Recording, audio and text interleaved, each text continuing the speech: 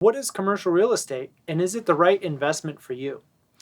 Commercial real estate can provide some of the highest returns available in the market, but what is involved in direct ownership and how can you make your first deal happen? Commercial real estate, very generally, is a business. You're in the business of leasing out land to other users in return for rent. The main asset classes are multifamily, office, retail, industrial or warehouse, and land. In addition, it's key that you put the team into place on your next deal. That includes an accountant, your lawyer, your lender, your broker, and your property manager. Another big difference for commercial real estate is in the underwriting and the acquisition process. Financing a property is much more critical than on the residential side. Therefore, the lender becomes a critical component of satisfying their requirements if they're putting significant capital for the purchase price. And for commercial real estate, looking at the existing income or potential income requires a complicated analysis. In addition, there may also be three primary methods of valuation that the lender should use, and you may also adopt as well. There's the income approach, there's the sales comparable approach, and the replacement cost approach. Finally, we're going to talk about closing a transaction and how to operate this property until you get to your exit and weighing the opportunities for forced rent versus appreciation. Finally, you need to determine your own goals and determine if commercial real estate is a fit for you. Let's talk about asset types. When you're doing your analysis and determining how to start in commercial real estate or what asset type to start in, multifamily is one of the most common to start. Multifamily is comfortable for a lot of new investors for a lot of reasons. It has a lot of similarities to a residential property, but its scale allows you to do more things and make this more of a passive investment. Now, what I usually suggest for first-time investors is to find a property that generally has at least 50 to 75 or maybe 80 units where you can support a full-time on-site employee. That's a key distinction between some of the smaller multifamily that don't have enough revenue or net income to support a full-time on-site. And if you don't have full-time on-site management, it really changes the dynamic and the time requirements of managing such a property. Let's talk about office.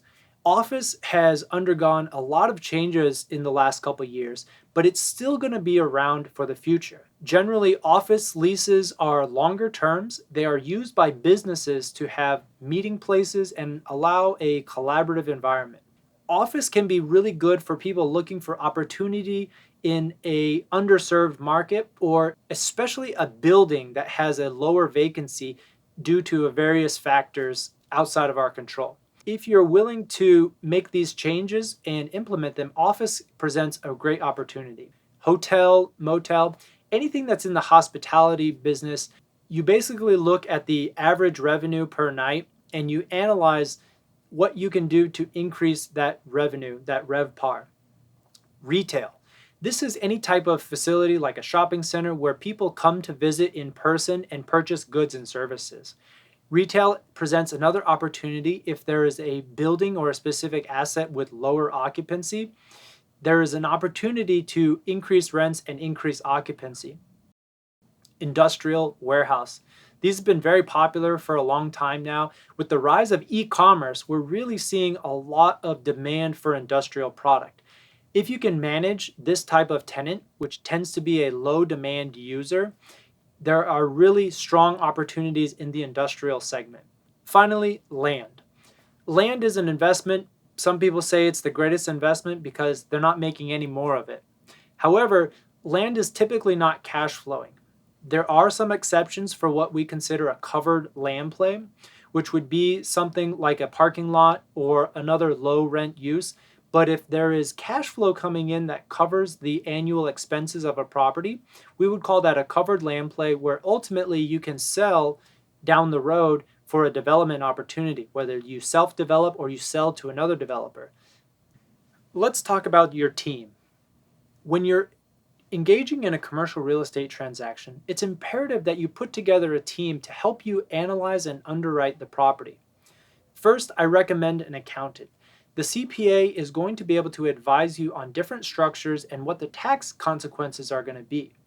In the United States, owning real estate is one of the most tax advantaged investments that you can make. You can easily have positive cash flow every year and have a net operating loss or a net taxable loss. Therefore, your relationship with your accountant is critical. Next, your lawyer.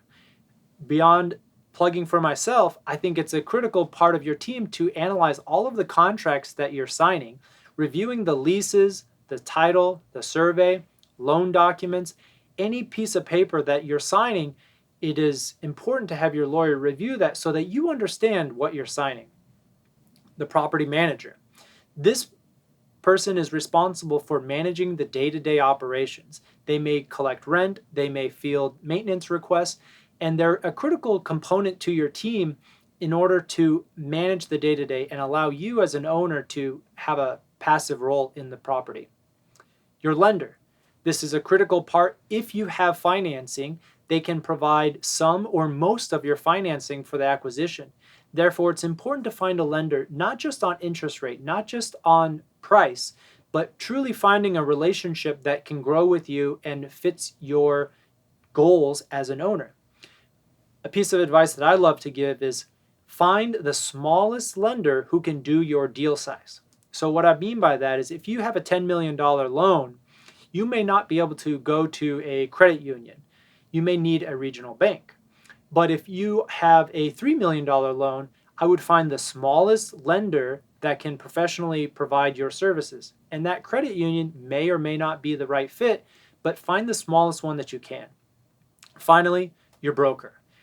They are a critical piece of this transaction because they're responsible for knowing the market, they know market pricing, and they know the tenants. They know what the demand is in the area, and they're a critical component of your team. On a commercial real estate property, it's really important to understand how to underwrite and analyze the existing property's cash flow before you make an offer on a commercial property. What this means is you must look at the P&L, the profit and loss provided by the seller, and understand how you value and analyze the existing cash flow on the property. In addition, you're going to have to convince your lender that the valuation that you see is similar to what they see in order for them to approve the loan. And again, this is very different from the residential side where they may only be dealing with comparable sales or a replacement cost, and banks are more willing to lend on residential properties without providing this same level of strict underwriting. So let's talk a little bit about the three valuation methods. When you order an appraisal, they're typically going to provide all three of these measurements. And there is the income approach, the comparable sales, as well as the replacement cost.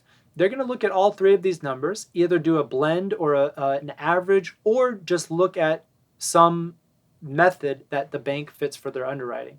Under the income approach, which is the most common, they're going to be analyzing and discounting all of the reported financials on the property. Therefore, the more that you can understand what the underwriting is, the more that you can find financing terms that are beneficial and supportive of your needs. Well, that's it. That wraps up this summary of commercial real estate, and I hope I've provided a little bit more insight into what is required in a commercial real estate transaction. If you're thinking about making your first investment, contact us today for a free consultation.